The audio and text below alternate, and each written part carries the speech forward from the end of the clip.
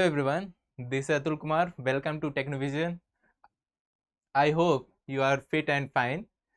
So today I am presenting one session with you all, and our topic is CSS. So let's start with introduction part. What is CSS and why do we use CSS? When do we use CSS? So start करते हैं CSS के introduction part से. CSS stand for cascading style seat. इसका simple सा मतलब है cascading style seat. मतलब हम अपने सीट को कैसे इंटरेक्टिव एंड अट्रैक्टिव बना सकते हैं, इसका सिंपल सा मीनिंग है. HTML and CSS have a huge hand behind the technique of creating a web page. As सभी लोग पहले से जानते हैं कि हम लोग HTML पढ़ चुके हैं, तो अब CSS पे शिफ्ट हो रहे हैं. तो HTML में जितनी भी चीज़ें हम लोगों ने अभी तक उपयोग किया है, हम वहाँ पे हमें एक लिमिटेड अपॉर्चुनिटी मिलती थी कि हम इसी को स्टाइलिंग कर सकते हैं, इसी को अट्रैक्टिव बना सकते हैं. बट हमें CSS में और ज़्यादा चीज़ें एक्सप्लोर करने को मिलेगी, और ज़्यादा अपॉर्चुनिटी इसमें मिलेगी, और ज़्यादा ऑप्शन मिलेंगे, और ज़्यादा लिमिटेशन कुछ हद तक कम हो जाएंगे HTML के कंपेयर में. और HTML और CSS ये दोनों एक महत्वपूर्ण योगदान देते हैं किसी भी वेब को क्रिएट करने में. So as you know that like extension जो होता है, HTML में हम लोग यूज करते थे .html, बट हम CSS में यूज करते हैं .css. And note point is properties of CSS is given in style tag in header section of the page. So HTML में हम जानते हैं, HTML में हम यूज करते थे अपने किसी भी प्रॉपर्टीज़ को, जो स्टाइल में जितनी भी प्रॉपर्टीज़ हम देते थे वो हम एक लाइन में देते थे, इन लाइन में देते थे. और अभी हम आगे पढ़ेंगे इनलाइन क्या होता है, इंटरनल क्या होता है, एक्सटर्नल CSS क्या होता है. जब उनके टाइप पढ़ेंगे तो हम जानेंगे आगे. तो अभी इतना जानिए कि CSS के जितनी भी प्रॉपर्टीज़ होंगे स्टाइल में, जितनी भी प्रॉपर्टीज़ हम देंगे उन सभी को हम हेडर में रखेंगे. HTML उसके बाद लिखते हैं जो हम टाइटल, तो वहाँ हेडर के सेक्शन में हम सारी प्रॉपर्टी स्टाइल को यूज करेंगे, स्टाइल टैग को, और सारी प्रॉपर्टीज़ एक साथ दे देंगे. जिस भी एलिमेंट को, जिस भी टैग को हम वो प्रॉपर्टीज़ देना चाहते हैं, कलर देना चाहते हैं, बैकग्राउंड देना चाहते हैं, उसी समय हम सारी की सारी यूज कर सकते हैं. सो let's go on a next slide. So this slide create for just a example. तो आप देख सकते हैं, पहला है सरकारी रिजल्ट एंड दूसरा some looking like a messy things, you are not able to identify it. So when you use, like आप जब यूज करेंगे CSS, so your like web page looking like this, colorful and attractive. But when you use HTML, so your page looking like a messy. You are not able to identify this is your page which you created in your coding, with coding. And नीचे यहाँ पे एक body builder महाशय हैं, एक कंकाल महाशय हैं. सो एग्जाम्पल के तौर पे हमने लिया था कि CSS और HTML में अंतर क्या है. तो अगर आप HTML से कोडिंग करते हैं तो इस कंकाल की तरह रहेंगे, आपकी बॉडी स्ट्रक्चर तो बन जाएगी, बट उस पर मांस जो है उसको अट्रैक्टिव दिखने के लिए, जो उनकी आंखें हैं, उनके मांस हैं, मसल्स हैं, सो वो इतने अट्रैक्टिव नहीं दिख पाएंगे. बट ये देखिए, इन महाशय को देखिए, ये मतलब लग रहे हैं कि हाँ डोले सोले बनाए हैं, उनको कुछ दिया गया है अलग से न्यूट्रिशन, जिससे इनकी बॉडी डेवलप हो चुकी है. सो इसी प्रकार CSS है. आप HTML में एक स्ट्रक्चर तो बना देंगे, बट आप एक प्रॉपर डिजाइनिंग नहीं कर पाएंगे, एक अट्रैक्टिव पेज नहीं उसको बना पाएंगे. उसके लिए आपको CSS का यूज करना ही पड़ेगा. So let's on next slide. So our next slide is feature and advantage of CSS. So this slide will be explained my next partner Sneha. So I would like to invite my next partner Sneha. Sneha, please welcome here. Hello friends, I am Sneha Gupta. तो जैसा कि आपने देखा, सौरभ जी ने बहुत ही अच्छे तरीके से बताया कि CSS क्या होता है, उसके इम्पोर्टेंस क्या होते हैं. अब हम इसमें देखेंगे कि CSS को किस तरह से और भी अट्रैक्टिव बना सकते हैं। तो पहली बात तो हम इसके फीचर्स जान लेते हैं कि फीचर्स क्या-क्या होते हैं। तो पहला फीचर्स आता है कंसिस्टेंसी। कंसिस्टेंसी किसी भी वेब पेज के लिए बहुत ही अच्छी मानी जाती है। कंसिस्टेंसी का आप मतलब ये समझ सकते हैं कि अगर हमें किसी में भी इमेज डालना हो, जैसा कि आपने पहले वाली स्लाइड में देखा था, जस्ट अ सेकेंड। हाँ, तो आपने जैसा देखा था कि ये सरकारी रिजल्ट है और यहाँ पे कुछ आपने कलरफुल से कलर्स देख रहे होंगे। तो यहाँ पे आप देखिए कि इसका कलर जो है ये ग्रीन है, ब्लू है और ये एक बॉक्स में जिस तरह से बॉर्डर लाइन वगैरह जो भी है सब एक मेंटेन लाइन में है। तो इससे ये हो सकता है कि CSS की वजह से हम एक ही शेप में, एक ही उसके बॉर्डर लेंथ वगैरह को देख के हम इसको और भी अच्छा अट्रैक्टिव बना सकते हैं। और इसमें डिज़ाइन भी आपने देखा जैसा कि सौरभ जी ने बताया था कि डिज़ाइन यहाँ पे जो स्केलेटन आपने देखा बहुत ही गंदा सा लग रहा होगा, आपको बिल्कुल नहीं पसंद आ रहा होगा। लेकिन हाँ, ये बॉडी बिल्डर को देखिए, क्या बॉडी शॉडी है इसकी, अच्छी है ना। तो अब वही हुआ, CSS की वजह से हम इसको और भी अच्छा बना सकते हैं। तो नेक्स्ट आते हैं हम लोग अपीयरेंस। तो जाए अपीयरेंस, अब किसी भी वेब पेजेस पे हम लोग जाएंगे वो और कितना अच्छा अट्रैक्टिव लगता है, ये पूरा का पूरा उसके अपीयरेंस पे डिपेंड होता है कि हम उसको और कितनी अच्छी तरह से उसकी वेबसाइट को मेंटेन कर सकते हैं। तो जैसा आपने पहले देखा ही था कि उन्होंने स्केलेटन और बॉडी बिल्डर को कितने अच्छे तरीके से बनाया था। तो देखा आपने अपीयरेंस, देखिए ये देखिए हड्डी वाले चीज़ है, ये देखिए इनका अपीयरेंस अच्छे लग रहे हैं ना आपको, जाहिर सी बात आपको अच्छे लगेंगे ही। तो नेक्स्ट आता है सेव्स टाइम। सबसे इम्पॉर्टेंट ये होता है कि हम बहुत ज़्यादा टाइम किसी भी चीज़ में नहीं दे सकते हैं। हमारे पास इतने टाइम नहीं होते हम किसी भी चीज़ को लेके बैठे और बहुत उसको टाइम दें। सब सब आजकल बहुत बिजी हैं, किसी के पास इतना टाइम नहीं है। तो हमें अपने मतलब कि किसी भी चीज़ को शॉर्ट टाइम में यूज़ करने के लिए हम CSS का यूज़ करते हैं। तो हम इसमें अगर हमारे पास 100-200 वेब पेजेस हैं तो हम सबके पर जा के तो नहीं अच्छा कर सकते ना, कि उसमें हर एक चीज़ को इम्प्लीमेंट नहीं दे सकते। तो हम उसके जो एक्सटर्नल CSS वाली जो फाइल होती है उसको हम लोग वहाँ पे यूज़ करेंगे। उसमें जो होगा उसकी प्रॉपर्टी वगैरह, कलर वगैरह जितने भी होंगे हम वहाँ पे दे के उसको और अपने टाइम को मैनेज कर सकते हैं। नेक्स्ट आता है इजी मेंटेनेंस। इजी मेंटेनेंस भी बहुत अच्छा है। इजी मेंटेनेंस में क्या होता है कि हमें अगर कहीं एक भी जगह मतलब कि ऐसा समझ लेते हैं कि हमने एक फाइल बनाई, मतलब कि वेब पेज बनाया और उसमें हमें कोई भी चीज़ वहाँ पे करेक्ट करना हो, ठीक है। तो लेकिन अब वो तो कई सारी वेब पेजेस है ना, 100-200 बहुत सारी है, तो अब हम हर एक वेब पेजेस पे जा नहीं सकते। तो हम क्या करेंगे, वहाँ पे जो उसका CSS फाइल होगा वहाँ पे हम एक जगह जाके वहाँ पे CSS फाइल होगा, वहाँ पे जाके हम इम्प्लीमेंट करेंगे वहाँ पे, और वो वहाँ पे जो हमने दिया वो सारे पेजेस में जाके अप्लाई हो जाएगा। तो ये बहुत ही अच्छा है कि हमें हर एक पेजेस को वहाँ पे जाके नहीं विजिट करना पड़ेगा। नेक्स्ट आता है we can use the CSS multiple device. हमारे पास अगर ज़रूरी नहीं है कि लैपटॉप ही हो तभी हम कोई भी चीज़ वेब डिज़ाइनिंग कर सकते हैं या वेब पब्लिशिंग कर सकते हैं, ऐसा कुछ नहीं है। वेब पेजेस को बनाने के लिए हम नॉर्मली अपने एंड्रॉयड फ़ोन का भी यूज़ कर सकते हैं। एंड्रॉयड फ़ोन आजकल सबके पास है, 5वीं क्लास का बच्चा उसके पास भी एंड्रॉयड फ़ोन होता है। तो सबसे बढ़िया ये है कि हम अपने एंड्रॉयड फ़ोन लें और इसमें सॉफ्टवेयर इंस्टॉल करें और उसको अप्लाई करें, हमें कहीं इधर उधर जाने की ज़रूरत नहीं है।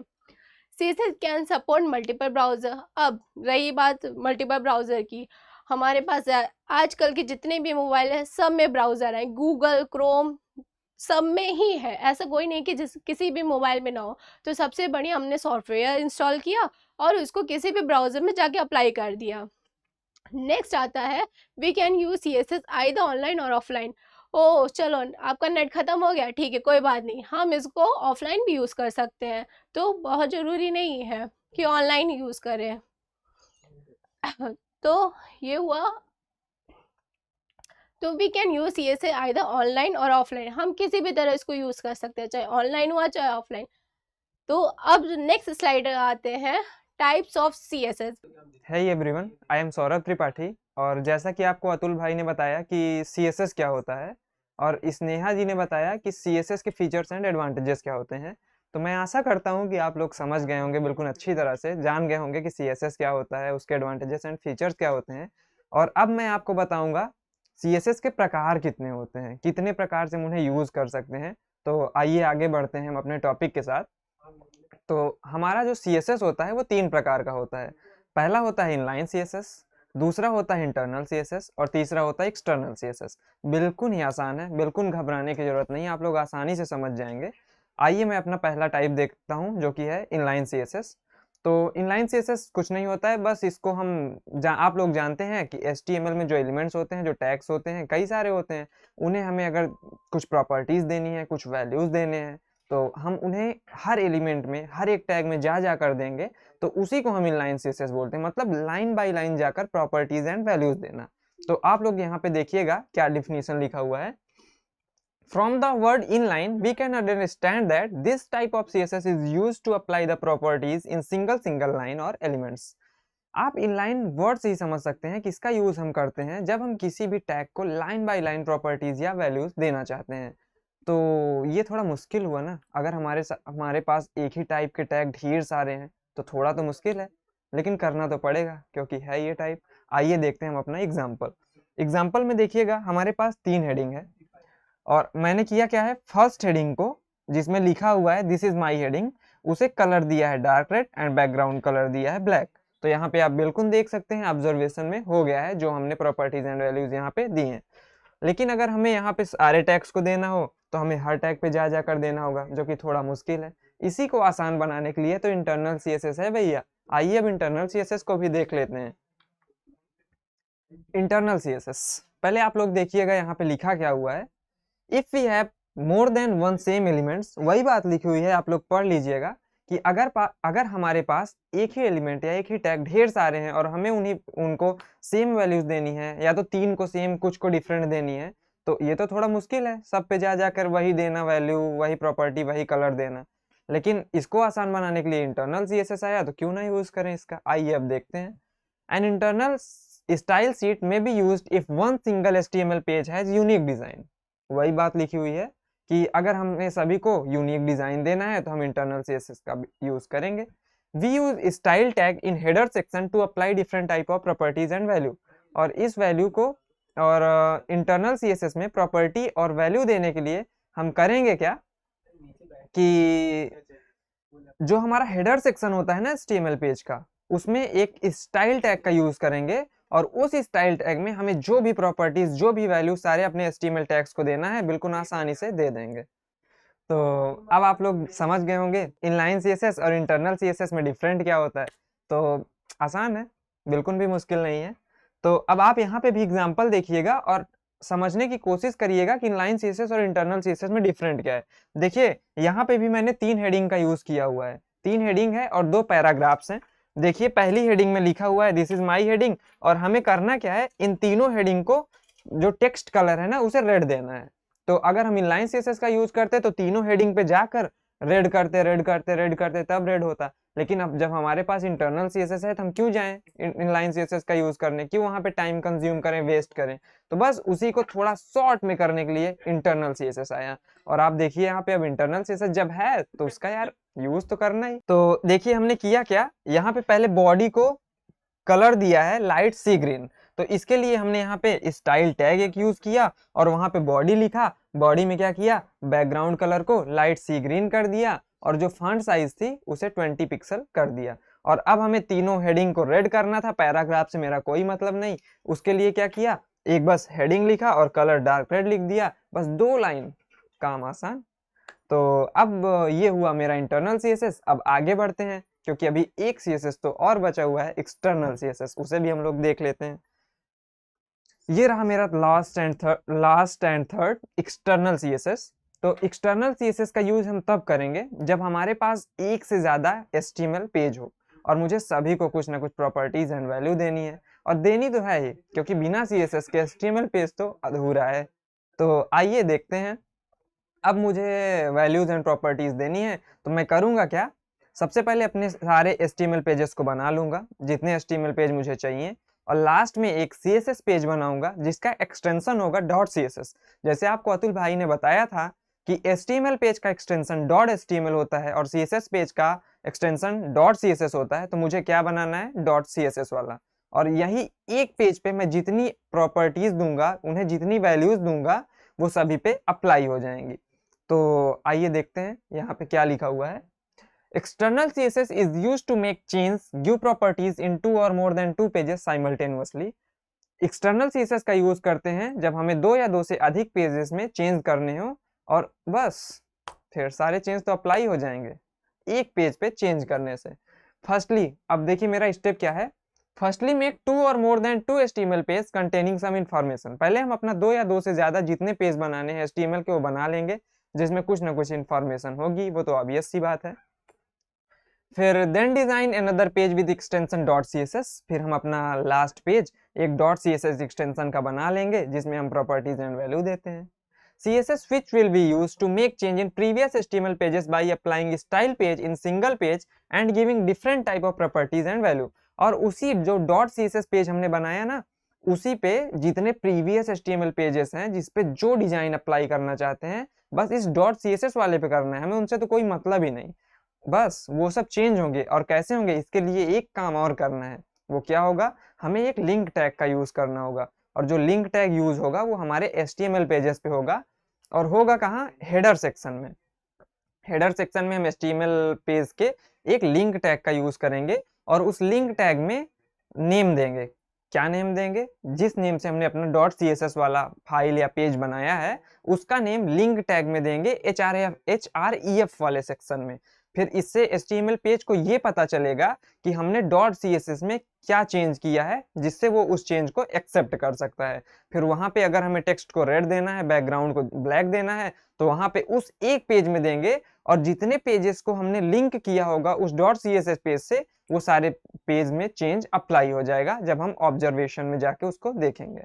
बस वही यहाँ पे लिखा हुआ है कि नोट में कि लिंक टैग का यूज करेंगे सारे HTML पेजेस में। और इसका एडवांटेज भी लिखा हुआ है। एडवांटेज तो आपको साफ ही पता चल रहा होगा कि ढेर सारे पेज को हम सिर्फ एक पेज में चेंज करेंगे, प्रॉपर्टीज एंड वैल्यूज अप्लाई करेंगे, वो ढेर सारे जो पेज हैं उनमें सब में प्रॉपर्टीज एंड वैल्यूज अप्लाई हो जाएंगी।